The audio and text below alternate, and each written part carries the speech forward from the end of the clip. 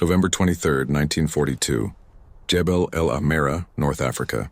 A cold desert wind scraped across the ridgeline where, exhausted, American infantry clung to shallow trenches. They had been fighting for 3 days. They were hungry. They were tired. And worst of all, they were alone. In the distance, a cloud of red dust began to rise. Not from the wind, but from Panzer IV F2s. German steel monsters rolling straight toward them. A young private whispered, "What do we even shoot at that? A prayer?" Their anti-tank guns were useless. Their grenades were a joke. Their own tanks had been pushed back miles away. Everyone knew.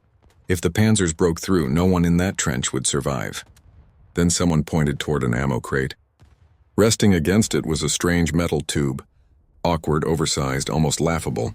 Official name, M1 rocket launcher. The men's name for it, the Bazooka. A weapon that the Ordnance Corps itself had mocked as a dangerous, unreliable pop gun. "One shot, Sergeant. That damn pop gun is all we've got. You're the best we have. Can you do it?" Sergeant John Halloway exchanged a glance with PFC Tom Blake.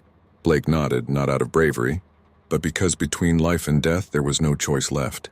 They crawled forward through blistering sand. Each foot gained against the instinct to run. Ahead of them, the Panzer's long 75mm gun swept slowly across the battlefield like a predator searching for a heartbeat. 150 yards.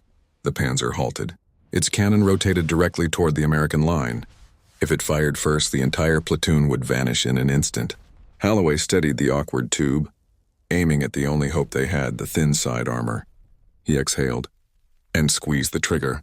A weak whoosh, a small flash, then silence. For a heartbeat, nothing. Then the impossible. A jet of searing fire punched through the Panzer's hull. The turret blew upward like the lid of a pressure cooker. Oily black smoke billowed skyward. The two soldiers stared in disbelief. They, two riflemen with a 13-pound tube, had just killed a 20-ton tank. But there was no cheering. No celebration. Only action. They reloaded. Over the next 10 minutes, 2 more rockets were fired, and 2 more Panzers died in flames.